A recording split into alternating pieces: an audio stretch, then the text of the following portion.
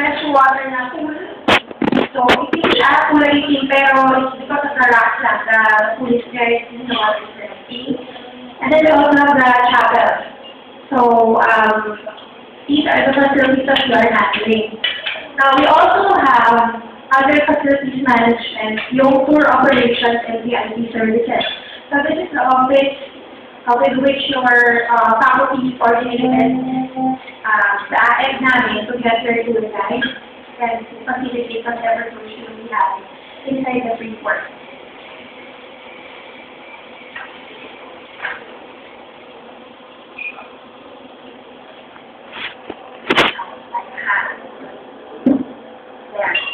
For facilities maintenance, this would handle all the maintenance requirements. For example, when you operate a facility, hindi lang naman yan na facility. Meron ka ng front office, reservations, meron ka empleyadong mag-handle ng cleaning. For your information, in tourism, we have 135 people. Tourism, I directly supervise 70 of these people, composed of your reservations, pati yung cleaning, yung housekeeping kasama. Okay, so aside from that, the coordination of manpower, you have also supply requirements, and then kung may kailangan alisin, sila rin po nag-coordinate. And then another section for tourism would be your tourism standards section. They handle classification of all suitability for tourism stakeholders. So, halimbawa, a restaurant, any tourism stakeholder, restaurant, hotel, spa, duty-free, beach, kailangan po magpa-classify sa amin. So, it will help us also in trying to maintain the standards. Let's say, if it's a hotel, we have to check kung nangingin yung standards for the benefit of the guest. Diba? So, at the same time, we also handle the statistical information. Anything with regards to statistics na tourism, so occupancy rate, which is our arrival, tourist arrival, ang office din po na ito ang nag-manage. And then we have another section, the events management section. They handle all types of events inside the Freeport. So, hindi lang po event sa facility namin, kundi buong Freeport. So, sa news, kung napansin nyo, karamihan ng sports activities ito ginagawa yung mga Suzuki International Triathlon, nagkaroon tayo ng Suzuki Boracay Race. By June, we will be having the 5160 Century Tuna Triathlon Series, same owner as the Ironman from Capture. So, lahat po yan, kumaka sa office namin, and we handle it together with the organizers. Also, under events management, manager section, the marketing section, where they handle several marketing concerns, such as the creation of collateral materials for tourism, and as well as participation in street fairs. What other functions do we have in tourism? Kanina na-mention ko yung sa event. So, for very big events, we do not just assist. We create counterpart committees for this event. For example, the 20th and the 21st Advertising Congress in 2007 and 2009, these are events which had about 3,000 total delegates and attendees in their exhibit. So, we create, for such major events, we also create our counterpart committees. So, tinututukan po namin lahat ng major events kasi po really na the success of the event is also the success of Suzuki, and that any failure on their part will also reflect on us. So, nakikialam po talaga kami when it comes to events. And then also, there are certain facilities, let's say private hotels, for example, or a golf course, that can no longer pay for their lease rentals. We also take over these facilities. So, in the past 5 years that I have been with tourism, we've taken over about 9 facilities, which include hotels, the golf course, etc. Marami na po kami tinake over. So, anything na i-advise po sa amin by top management to take over, we take over in a matter of days. So, meaning we mobilize the manpower, we mobilize everything in a matter of days. So, iyan po yung mga functions namin. So, where is our office? Our office is located in the second floor of the Subic Bay Exhibition and Convention Center. This will be inside the Gateway Park. Mataanan nyo na po yan. Mamaya po, I'm sure na-mention po ng tour guide during the rolling tour. And then we also have a satellite office in Tipon City. Pagpasok niyo po ng Freeport, doon po sa kung saan yung mga officers. So we don't call them security guards. We call them officers inside the Freeport, okay? And then we have, as I said, 135 people. Now, let me talk about the Freeport. What do we do for tourism inside the Freeport?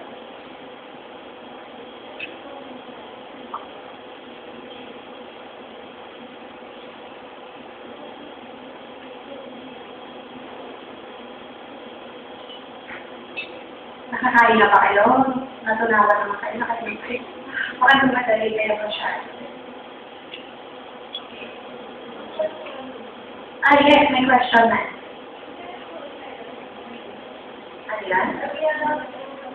You are inside the Freeport.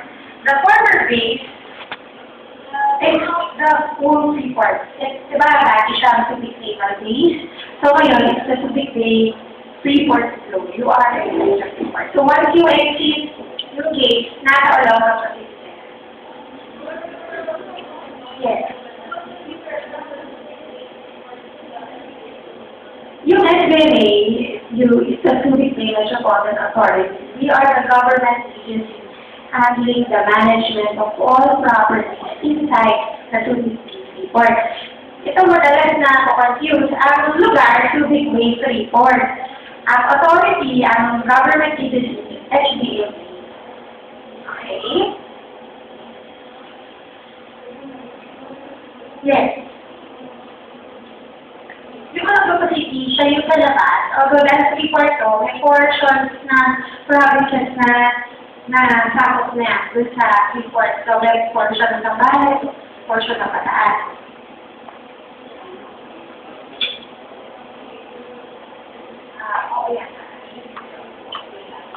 Okay, so, put muna natin questions ha. Pakita ko yung what we do in tourism inside the Freeport zone.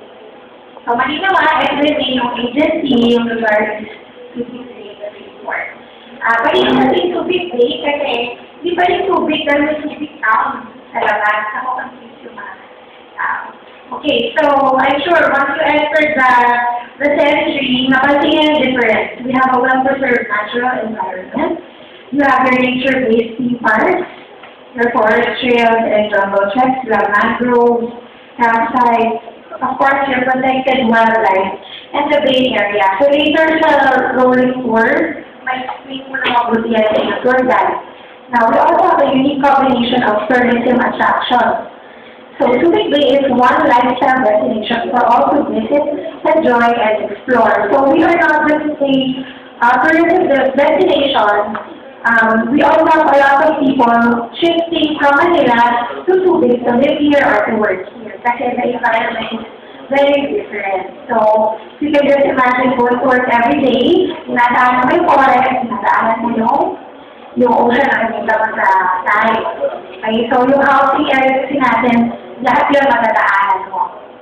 Okay, so we have, ayan, a collage of pictures here that will show you nature, shopping, sports, etc.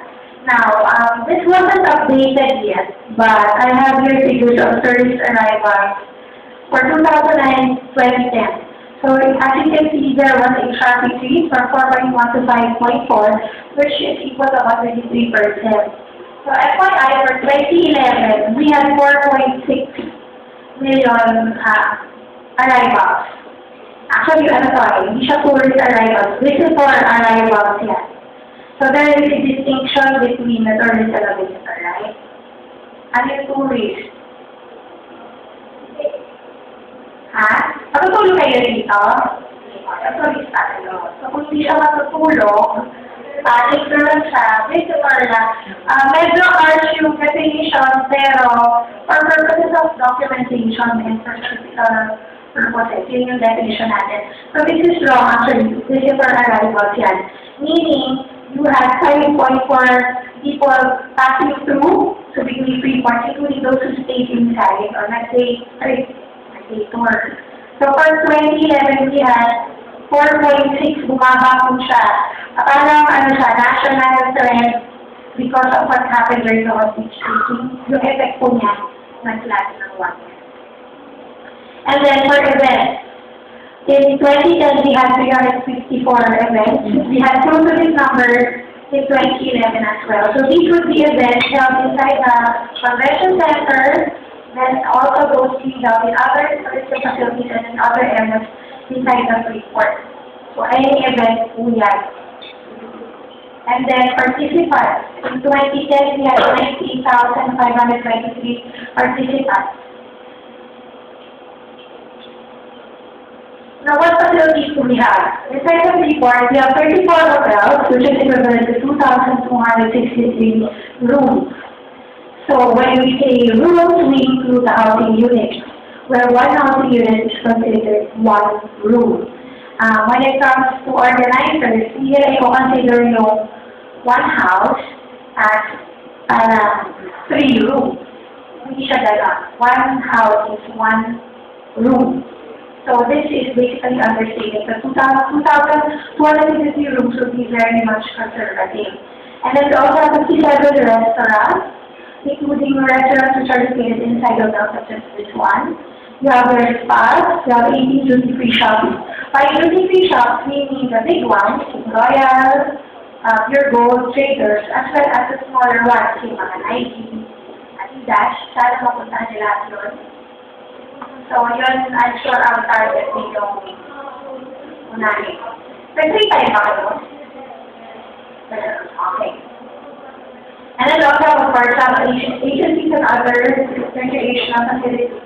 Now, a little bit, we have several tracks. Ano yung mga gusto namin to be known for? So, first of all, we want to be known as an ecotourism destination. So, pag sinabi mo kasi tubig, ang dami mo pasok sa isip. Nandiyan yung monkeys. Mag-isip monkeys na naglalakad sa daan. Marami ka na ba kayo? Hindi pa. I'm sure, sila di makakakita kayo. Huwag nilang pakakainin. Baka sunggaman kayo. Kayo na open your windows. Like lang. Okay. Aside from that, yung beach. Okay, next is yung Java. So we want to be known as an ecotourism destination. That is why we're pushing for the promotion of the Babalaki Trail, which is our own facility. Although later on it will be privatized, it will be run hopefully within the year solely by the ISAS. So they are looking at, kasi ang council, baka sila lang mismo yung magpatakbo ng facility. Okay. And then you have a mangrove. It used to be our facility, but it was purchased by the owners of Treetop Adventure. I think they're going to open soon. It is also one of my favorite facilities here, yung sa boardwalk, nakita mo lang yung stingray, merong maliit na siya. So, very nice siya. And then aside from that, of course, is yung beaches and other trails such as Avalue Trail. Di ko na alam kung nakita sa news, we're pushing for a no plastic, specifically no plastic zone. Hopefully, sana, by June. So, mauna dito yung mga tourism establishments such as duty-free shops, etc. Hindi na sila pwedeng gumamit ng plastic. So, it's the same in other places also in Manila. Okay. Now, we also want to be known as a MICE destination. Do you know the meaning of MICE? Meeting, incentives, concerts or conventions, exhibitions, or events. So, meetings din yung smaller groups. Incentives din yung medyo mahirap incentives dyan. Travel, meaning yung package. You create very attractive and expensive packages for your select markets. And then, of course, your conferences, conventions, and your exhibitions. So this is a picture of the convention center. I'm not sure if you will pass through the gateway part and look at the convention center, but it was built in 2007, November 2007, primarily for the 20th Advertising Congress. So this is where our office is located. It has 12,000 square meters floor area. Okay, so it can accommodate actually up to 12,000 people at a single time. The biggest hall is about 4,000 square meters. It can accommodate up to 6,000 or 7,000 people. So malaki siya. I was present during the creation of the whole building, so this building is very special to us. Just on statistics in 2011, we had a total of 111 events with more than 48,000 participants. So kung kayo nakita nyo yung number of participants natin, total participants was 98,000. You can see that a little more than half of that is accounted for by the convention. So we have about 1,000 visitors per week on average in the seaport, well, in the convention center. So I have here some examples of the bigger events in 2010. So meron dyan Blackfire, your Mice Convention, Coca-Cola, which is a regular client. Then other pharmaceuticals. In 2011, we had the IDP. Ito yung mga lawyer natin. This is the part of the Philippines. Their convention was March of last year. They had about 3,500. And then we also had TICPA. Yung mga bigger conventions yan, hindi ko naman lahat yan. Ang dami sila sa report.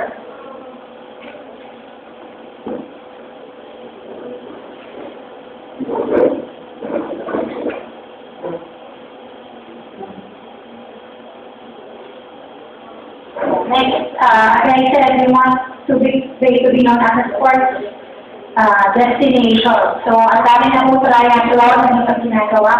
Last year, we had so many fun runs, triathlons. So, these are regulars in the report. So, this year, we had the Boracay Regatta Race, which actually was a little sponsor. And then, of course, we will also be having in June, as I mentioned kanina, yung 51 Triathlon Series, sponsored by Century Tuna, with the team organizers at Ironman. So, Ironman, for siya dati this year, and for the next 3 years, Cebu siya.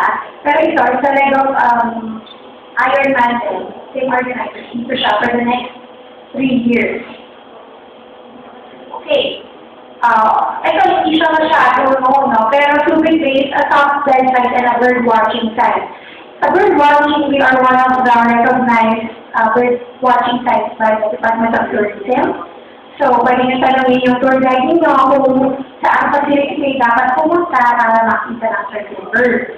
So, in Pamulaklake, we have certain types of for Subic lang. And then in other trails as well. Pero normally, kailangan 5 a.m. nakaabang na kayo. And then at the top dive sites, you have several shipwreck dive sites, Area Bellship, New York, etc. And then ito, cruise ship destination. As you know, the Philippines is not really a major cruise ship destination. We have several cruise ships visiting Manila, pero seldom na lumalabas ng Manila. So, we are trying to push for this. In fact, last February, we had the first cruise ship to visit Subic for the year. It was the MV Spirit of Adventure, composed mainly of mga British sila. So, we gave them a big welcome with a cultural presentation and a brass band. So, it's a major milestone for Subic, having us as a major cruise ship destination. So, aside from Manila, nagpunta rin sila ng Cebu, Palawan, and Subic. And based on the feedback, Subic was the most memorable. Okay, and then you have your pictures of your nature-based theme parks. We have the 3 major theme parks. You have Ocean Adventure, Treetop, and Subic Safari. Will you be visiting theme parks? Kayo? Subic Safari? Okay. So, Subic Safari, as you know, ito yung natin, kasi meron interaction din. May packages sila. And then Ocean Adventure, sana makapunta rin kayo. If not now, maybe in the next year naman. So this is very nice. Actually applied for the Philippines, hindi lang for Philippines, na Ocean Adventure. And then of course, yung treetop na meron din sa Baguio. Tama? So magyari na kayo doon. And then you have your image of your supervisors attraction. Okay, so you have your Holy Land theme park. Once you enter Tipo Gate, napansin niyo ba yung mention? Holy Land Superrise.